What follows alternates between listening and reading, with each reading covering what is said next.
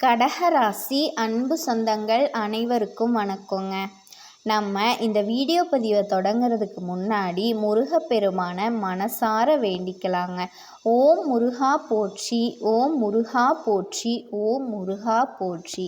இன்னைக்கு நம்ம ஒரு முக்கியமான விஷயத்தை பற்றி பேச போகிறோங்க. அது என்னன்னு பார்த்தீங்கன்னா கிரகநிலை மாற்றங்கள். இந்த கிரகநிலை மாற்றத்தினால நமக்கு என்னென்ன லாபங்கள் நடக்க போகுது, எப்படி அதை நம்ம லாபமாக மாற்றிக்கிறது அப்படிங்கிறத பற்றி தாங்க பேச போகிறோம். அவசியமாக இந்த வீடியோ பதிவை மிஸ் பண்ணாமல் பாருங்கள். கண்டிப்பாக நிறைய பேர் ஜாதகம் பார்த்துட்ருப்பீங்க. நீங்கள் எந்த ராசியாக வேணால் இருக்கலாம், 12 ராசியில். ஆனால் இப்போ இந்த ராசிக்காரர்கள் இவங்க தான் இதை பார்க்கணும், அவங்க தான் அதை பார்க்கணும் அப்படின்னு இல்லைங்க. எல்லா ராசிக்காரர்களுக்குமே நாங்கள் இந்த விஷயத்த சொல்லிட்டு தாங்க இருக்கோம், உங்களுக்கு நாங்கள் கொடுக்குறோம். அதில் ரொம்ப முக்கியம், நீங்கள் பார்த்துட்டு யாரும் பார்க்கலனா கூட யாராவதுக்கு நீங்கள் ஷேர் பண்ணுங்கள். ஏன்னா ஒரு சில நேரங்களில் பொன்னான வாய்ப்புகளை நீங்கள் மற்றவங்களுக்கு ஏற்படுத்தி தரலாம். அற்புதமான தருணங்களை ஏற்படுத்துங்க. அப்படி ஒரு தருணம் தாங்க இந்த காலகட்டம். இந்த காலகட்டம் நம்ம வாழ்க்கையில் எதிர்பாராத திருப்பங்களை எளிமையாக கொடுக்கக்கூடிய நேரங்க. ரொம்ப கனவு கண்டிருப்போம் இல்லையா? நிறைய விஷயங்களை ரொம்ப கனவாக வச்சுருந்தேம்மா, நடக்கவே இல்லை, ரொம்ப எதிர்பார்த்துருந்தேன், கை கொடுக்கவே இல்லை, இப்படி பல புலம்பல்கள் கூட நம்ம மனசில் இருக்குமாங்க. அதுக்கெல்லாமே இப்போ ஒரு தீர்வு ஏற்படக்கூடிய நேரம். தீர்வுனா என்னென்னா, நம்ம நினைக்கிறது நடக்குங்க, அதுதான் தீர்வு. அப்படி இந்த தீர்வுக்குள்ளே சில சூட்சமங்கள் காத்திருக்கு. இதில் எதை செஞ்சால் நமக்கு எளிமையாக தீர்வு கிடைக்க போகுது அப்படிங்கிறத பற்றி அழகாக உங்களுக்கு பரிகாரத்தோடு சொல்ல போகிறேங்க. அடுத்ததாக பார்த்தீங்கன்னா கிரக பயிற்சிகள். சுக்கிரன், ராகு, சனி, சூரியன், புதன், செவ்வாய், குரு மற்றும் கேது, எல்லா கிரகங்களுமே நம்மளை எந்த அளவுக்கு இப்போ பாசிட்டிவாக நம்மளோட நடப்புகளை கொடுக்க போகுது அப்படிங்கிறத தெளிவுபடுத்துறதுக்கான பதிவு தாங்க. அதில் முக்கியமாக ஒரு 4 கிரகங்கள் நம்மளை மிரள வைக்க போகுது. இது ஆண்டவனினுடைய உத்தரவு. அந்த 4 கிரகங்கள் நமக்கு என்ன பண்ணும், நம்ம அதுக்கு என்ன பரிகாரம் பண்ணணும் அப்படிங்கிறத பற்றியும் உங்களுக்கு தகவலாக கொடுக்குற அரிய சந்தர்ப்பங்க. வாங்க ஒவ்வொரு ராசிக்கு போகும். கடகராசியை பொறுத்த வரைக்கும் கோபத்தில் பிறந்தவங்க, அனலில் பிறந்தவங்க. அனலில் யார் பிறந்தா? சிவபெருமான். நல்ல அனலில் தாங்க உருவானார். அந்த அனல் மயமாக இருப்பவங்க தாங்க கடகராசிக்காரங்க. எவ்வளவு பாராட்டினாலும் சரி, உண்மையினாலும் சரி, அவங்க அனல் தாங்க. நீங்கள் எவ்வளவு வேணால் பாராட்டலாம், அந்த அளவுக்கு மைண்டுக்கே எடுத்துக்க முடியாதவர்கள் கடகராசிக்காரர்கள். நீ பாராட்டுடா, அது இந்த நேரம் பாராட்டுற, ஆனால் எப்போவுமே பாராட்ட மாட்டேன்னு எனக்கு தெரியும், என்னை எப்போ காலவாரி விடுவேன், கவுத்து விடுவேன்னு எனக்கு தெரியும் அப்படின்னு கரெக்டாக மனக்கணக்கு போடக்கூடியவர்கள் தாங்க கடகராசிக்காரங்க. இந்த காலகட்டம் ஒரு உண்மை சம்பவம் வெளிச்சத்துக்கு வருதுங்க. ஒரு உண்மை தெரிய வருமாங்க. சில மனிதர்களை பற்றி உண்மை முகம் கண்டிப்பாக தெரிய வரும். நீங்களே ஷாக் ஆயிடுவீங்க. துரோகிகளோட இவ்வளவு நாள் இருந்திருக்கோமே, பாவியோட இவ்வளவு நாள் இருந்திருக்கோமே, நம்மளை சிரமப்படுத்தவங்களோட இவ்வளவு நாள் நம்ம குழி தோன்றவங்க நம்ம பக்கத்துலேயே இருந்தோம், இவ்வளவு நாள் தெரியாமல் இருந்தோம், தெரியாமல் போச்சேப்பா அப்படின்னு ரொம்ப வேதனைப்படக்கூடிய வாய்ப்புகள் உண்டாகுமாங்க. இது வேதனை அப்படிங்கிறத விட நம்ம இப்படி எடுத்துப்போம், பாசிட்டிவாக ஆண்டவர் நமக்கு வெளிச்சத்தை ஏற்படுத்துகிறாரு அப்படின்னா அதுதாங்க உண்மை. நமக்கு என்ன பண்ண போகிறாரு? வெளிச்சத்தை ஏற்படுத்தக்கூடிய ஒரு நல்ல நேரம் இதுதாங்க. இந்த நேரத்தில் பார்த்தீங்கன்னா உங்கள் ராசிக்கு 12வது வீட்டில் குரு பகவான் இருந்து சுபகாரியத்துக்கான பேச்சுவார்த்தைகளை நடத்த போகிறாரு.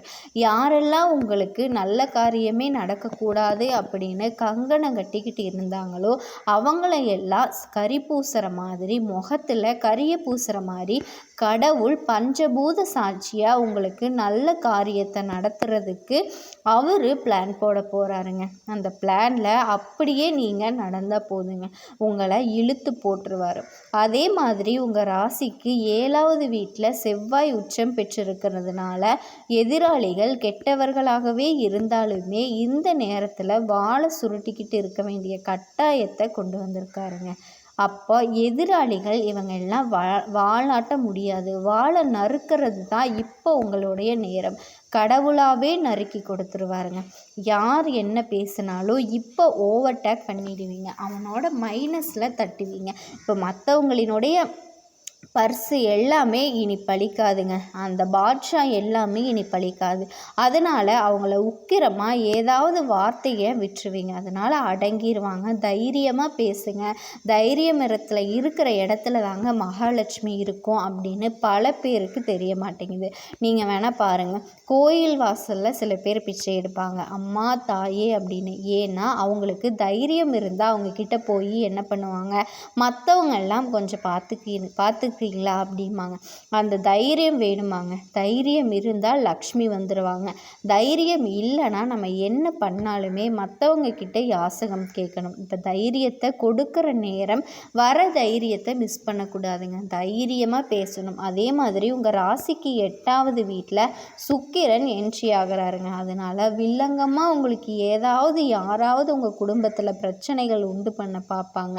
கப்பு சிப்புன்னு இருக்குங்க. குடும்ப பிரச்சனையாக இருக்கட்டும், ஆஃபீஸ்லேயே இருக்கட்டும், தொழில் ரீதியாக இருக்கட்டும், மற்றவங்க ஏதாவது உங்களை ட்ரிகர் பண்ண பார்த்தாலோ சூடையத்தை பார்த்தாலோ சும்மா இருடா அடங்கி இரு அப்படின்னு எவன் சொல்கிறானோ அவனை திருப்பி சொல்லிடுங்க. இதெல்லாம் பார்க்காதீங்க. நீங்கள் இடம் கொடுத்து ஒருத்தர் ஃபோன் அடிக்கும்போது ஃபோனில் கூட நான் ஒரு செய்தி சொல்லட்டுமா அப்படின்னு கேட்டானா, இப்போ நான் என்ன பிச்சையாக எடுக்கிறேன் அப்புறமா சொல்லு அப்படின்னு இப்போ கேளுங்க.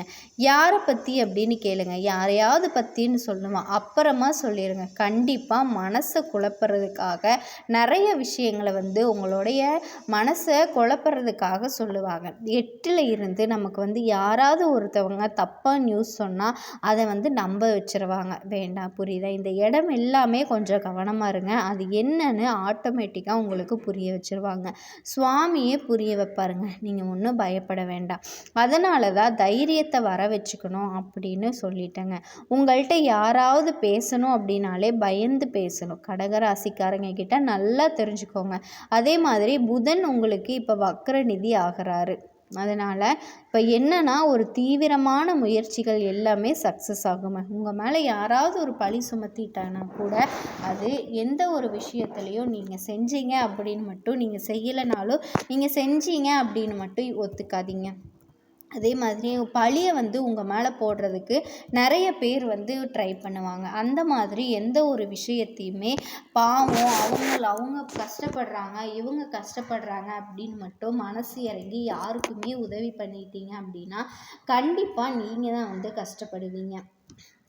அதே மாதிரி வேலை வாய்ப்பு இல்லாதவங்களுக்கு இப்போது இந்த காலகட்டத்தில் வேலை வாய்ப்பு கிடைக்கக்கூடிய வாய்ப்புகள் நிறைய இருக்குங்க. நான் போகாத கோயில் இல்லை, கும்பிடாத தெய்வம் இல்லை, போகாத ஹாஸ்பிட்டல் இல்லை அப்படின்னு இருந்து எனக்கு குழந்தை பாக்கியமே கிடைக்கல அப்படின்னு வேண்டிக்கிட்டு இருந்த கடகராசி பெண்களுக்கு குழந்தை பாக்கியம் கிடைக்கக்கூடிய வாய்ப்பு அமையுதுங்க. ஏகப்பட்ட இன்டர்வியூ அட்டன் பண்ணிட்டேன், ஆனால் எனக்கு ஒரு வேலையே கிடைக்க மாட்டேங்குது அப்படின்னு வருத்தப்பட்டுட்டு இருந்தேன். உங்களுக்கு இப்போது உங்களுக்கு தகுந்த நல்ல சம்பளத்தோட வேலை கிடைக்கிறதுக்கான வாய்ப்பு இருக்குங்க. அரசாங்க வேலைக்கு ட்ரை பண்ணிட்டு இருக்காங்க, எக்ஸாம் எழுதிட்டு இருக்கவங்களுக்கு எல்லாமே இப்போது ஒரு வேலை கிடைக்கக்கூடிய வாய்ப்பு அமையுதுங்க. ரொம்ப நாளாக திருமண வரன் பார்த்துக்கிட்டு இருந்தீங்க அப்படின்னா திருமண வரன் இப்போ கைகூடி வர்றதுக்கான வாய்ப்புகளும் இப்போ உங்களுக்கு அமைஞ்சிருக்குங்க. அதனால் கடகராசிக்காரர்கள் எதை பற்றியும் கவலைப்படாமல் தைரியமாக தன்னம்பிக்கையோட ஒரு விஷயத்தை செஞ்சீங்க அப்படின்னா கண்டிப்பாக வெற்றி பெற்றலாம் அப்படிங்கிறதுல எந்த ஒரு மாற்று கருத்துமே இல்லைங்க.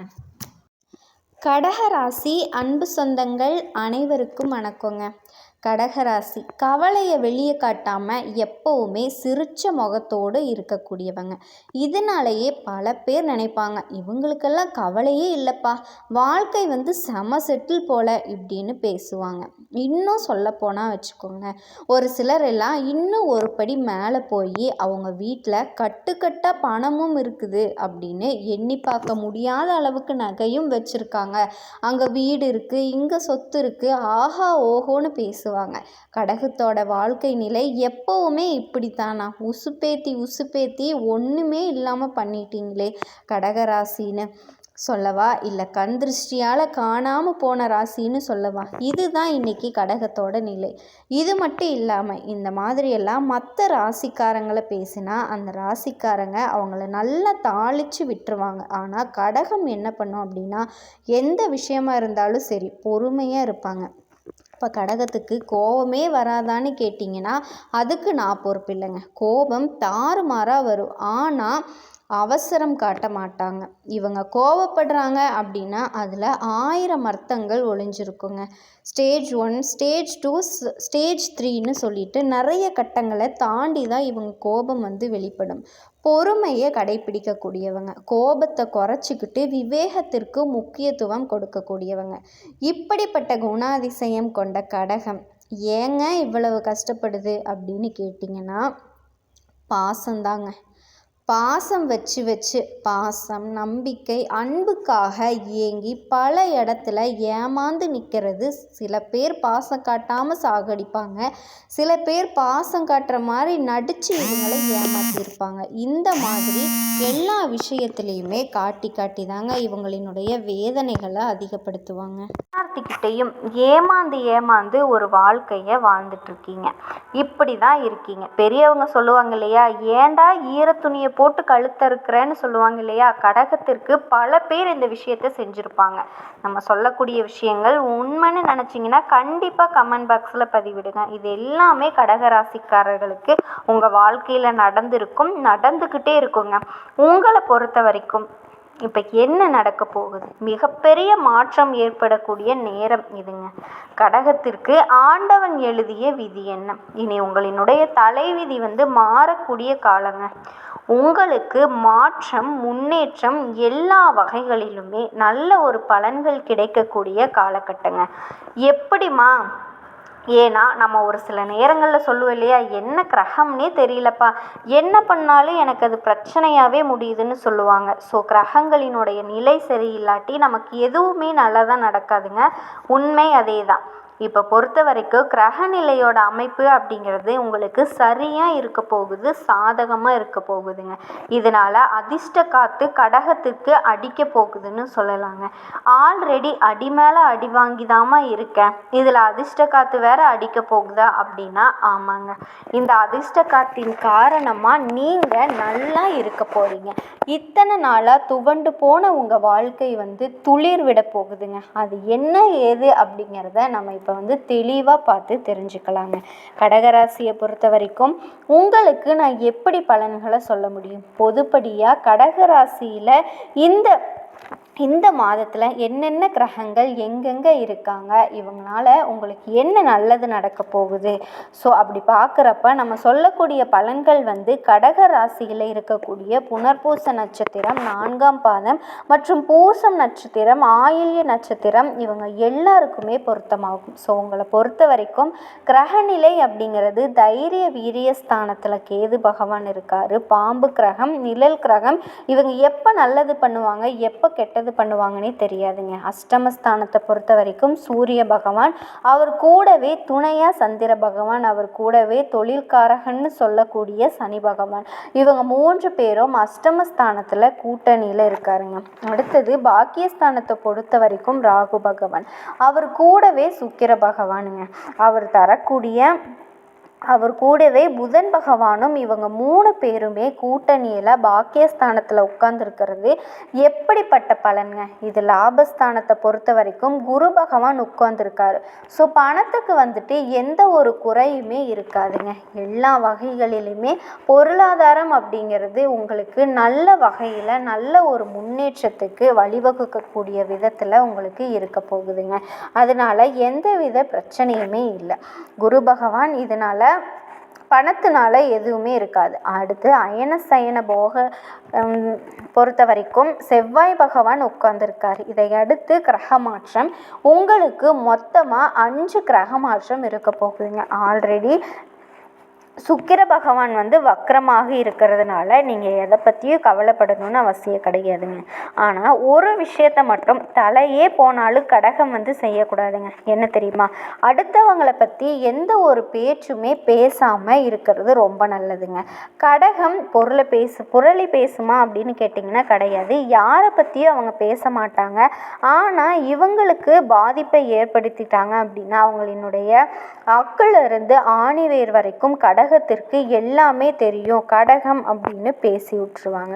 ஸோ அதுக்கு இடம் கொடுக்காதீங்க. மற்றவங்களை பற்றி பேசாதீங்க. மற்றவங்களால் நம்ம பாதிக்கப்பட்டிருந்தாலுமே பேசாமல் இருந்து பாருங்கள். அதுவே உங்களுக்கு பல மடங்கு நன்மைகளை கொடுத்து உங்களை பற்றி பேசினவங்களுக்கு பாதிப்பை ஏற்படுத்திட்டு போயிருங்க. இது சொந்தமாக தொழில் செய்யக்கூடிய கடகராசி தொழில் வியாபாரம் தொடர்பாக கடுமையாக உழைக்க வேண்டியதாக இருக்குங்க. உழைத்த உழைப்பிற்கு ஏற்ற பலன் கட்டாயம் கிடைக்குங்க. கவலையே வேணாம். ஏன்னா நம்ம இப்படி உழைக்கிறோமே அப்படியெல்லாம் யோசிச்சிடாதீங்க. கண்டிப்பாக நான் உழைப்பு போடுறேன், அதற்கேற்ற உயர்வை கடவுள் எனக்கு கொடுப்பாரு அப்படிங்கிற நம்பிக்கையோடு உழைங்க. பயணங்கள் போயிட்டு வருவீங்க. தொழில் வியாபாரம் பற்றின விஷயங்கள்ல நேரடி கவனம் தேவை.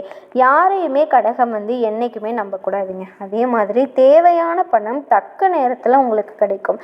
கடகராசி கஷ்டப்படுறீங்கன்னு தானே இல்லை சொல்லலைங்க. ஆனால் கடகராசி கஷ்டப்படுறீங்க தான், நான் இல்லைன்னு சொல்லலை. ஆனால் உங்களை பொறுத்த வரைக்கும் இது நாள் வரைக்கும் கஷ்டங்கள் வந்தாலுமே அதை சமாளிக்கக்கூடிய வகையில் கடவுள் உங்களுக்கு பண உதவி கொடுத்துருப்பாருங்க. இல்லைன்னு மறுத்துறாதீங்க. அதே மாதிரி உத்தியோக பணிகளை பொறுத்த வரைக்கும் உத்தியோகத்தில் இருக்கவங்க எல்லா வகையிலுமே கவனமாக இருக்கணும். எதை செஞ்சாலுமே சரிங்க, கவனத்தோடு செய்யுங்க. குறிப்பாக கூட வேலை பார்க்குறவங்க மேலதிகாரிகள் கிட்ட நீங்கள் உண்டு உங்கள் வேலை உண்டுன்னு இருங்க. அவங்க சொல்கிறத செஞ்சுட்டு அவங்க சொல்கிறத அனுசரிச்சுட்டு நீங்கள் பார்த்துட்டு இருந்தீங்கன்னா அவங்களே உங்களுக்கு சாதகமாக மாறிடுவாங்க. வீண் அலைச்சல் வேலைப்பளு இது எல்லாமே கொஞ்சம் இருக்கதாங்க செய்யும். இருந்தாலுமே அதெல்லாம் உங்களுக்கான அங்கீகாரத்தை பெற்றுக் கொடுக்கும். அடுத்தது குடும்ப வாழ்க்கையை பொறுத்த வரைக்கும் குடும்பத்தில் கணவன் மனைவிக்கிடையே கருத்து வேறுபாடு தோன்றி மறையுங்க. குடும்பாதிபதியின் பாதச்சார சஞ்சாரத்தினால திரும்பவும் குடும்பத்தில் ஒற்றுமை அதிகமாகுங்க. குடும்பத்தில் கருத்து வேறுபாடு அப்படிங்கிறது கணவன் மனைவிக்கிடையே வறுமை தவிர்த்து குடும்பத்தில் இருக்கக்கூடிய மற்ற உறுப்பினர்கள் கிட்ட ஒற்றுமை மட்டும்தாங்க இருக்கும். அது வரைக்கும் பிள்ளைகளுக்காக பாடுபட வேண்டிய நேரம் இதுங்க. ஒரு நல்ல குறிக்கோளுக்காக புண்ணிய பயணம் போயிட்டு வருவீங்க. ஆடம்பர பொருட்கள் வாங்குவீங்க. வீட்டுக்கு தேவையான பொருட்கள் வாங்குறதன் மூலமாக செலவு கொஞ்சம் வருங்க. அது உங்களுக்கு சந்தோஷத்தை கொடுக்கும். அதே மாதிரி பெண்களை பொறுத்த வரைக்கும் கொடுத்த வாக்கை காப்பாற்ற முயற்சி பண்ணுவீங்க. அதில் வெற்றியும் பெறுவீங்க. அடுத்தவங்களை பற்றி எந்த ஒரு பேச்சும் பேசாமல் இருந்தீங்க அப்படின்னா இன்னும் சிறப்பான முன்னேற்றத்தை கடகராசி பெண்கள் அனுபவிக்க முடியும். அடுத்தது கலைத்துறையில் இருக்கவங்க மிகப்பெரிய உதவிகளை செஞ்சு பாராட்டுகளை பெறுவீங்க. மேலிடத்தில் உங்களுக்கான சந்தோஷமான செய்திகள் சேருங்க. வெளிநாடு வெளியூர் பயணம் போயிட்டு வாங்க. இதுவே அரசியல் துறையில் இருக்கிறவங்க படிப்படியான வளர்ச்சியை அடைய போகிறீங்க. வருமானம் நல்லா இருக்குங்க. செலவு அதிகமாகும். அதுவும் சுப செலவுகளாக தாங்க இருக்க போகுது. அரசியல் துறையிலேயே தொண்டர்களாலேயும் நன்மைகள் அடைவீங்க. புதுசாக வண்டி வாகனம் வாங்க இருக்கக்கூடிய யோகம் இருக்குது. வாழ்க்கையில் மேன்மை அடைய இன்னும் கூடுதலாக கொஞ்சம் உழைக்க வேண்டி இருக்குங்க. மாணவர்களை பொறுத்த வரைக்கும் கல்வி தொடர்பான விஷயங்களில் அதிக ஈடுபாடு செலுத்துறது ரொம்ப ரொம்ப முக்கியங்க. அப்படி படிச்சிங்க இப்போ இருந்தே நல்லா படிச்சிங்க அப்படின்னா தான் பிற்காலத்தில் ஒரு நல்ல முன்னேற்றமான வாழ்க்கையை வாழ முடியும். அப்படிங்கிறதுல எந்த ஒரு மாற்றமும் உங்களுக்கு கிடையாதுங்க. தேர்வுகளுக்கு அரசு தேர்வுகளுக்கு படிக்கிறவங்க எல்லாருமே இந்த சமயத்தில் நீங்கள் தேர்வு எழுதுனீங்க அப்படின்னா கண்டிப்பாக உங்களுக்கு வெற்றி கிடைக்கும். நீங்கள் எடுக்கக்கூடிய ஒவ்வொரு முயற்சியுமே உங்களுக்கு சாதகமாக தாங்க முடியுங்க. அதே மாதிரி வண்டி வாகனத்தில் போகும்போது கவனமாக இருக்கிறது ரொம்ப அவசியங்க. கவனமாக இருந்தீங்க அப்படின்னா ஒரு சில ஏதாவது ஒரு பாசத்துக்காக தன்னோட தேவைகளை மறைச்சு மற்றவங்களுக்காக செலவு பண்ணிட்டு அப்புறம் திண்டாடாதீங்க. அதில் கொஞ்சம் கவனம் இருக்கட்டும். வீண் செலவுகள் உங்களை துரத்திக்கிட்டே இருக்குங்க. அதனால தேவையில்லாத செலவு அப்படிங்கிறத நீங்கள் பார்த்து பண்ணிக்கிறது நல்லது. செலவு அப்படின்னா கடன் வாங்குறதுக்கான வாய்ப்புகள் கூட வருதுங்க. பார்த்து கவனமாக இருங்க. மற்றபடி வீடு வாங்குறது மனை தொடர்பான பிரச்சனைகள் எல்லாமே மறைஞ்சு போகுதுங்க. மன உளைச்சலால் ரொம்ப கஷ்டப்பட்டுட்டு இருப்பீங்க. நம்மளும் பார்த்து எந்த வேலையை செஞ்சாலும் இப்படி பிரச்சனையாகவே முடியுது அப்படியெல்லாம் கஷ்டப்பட்டுட்டே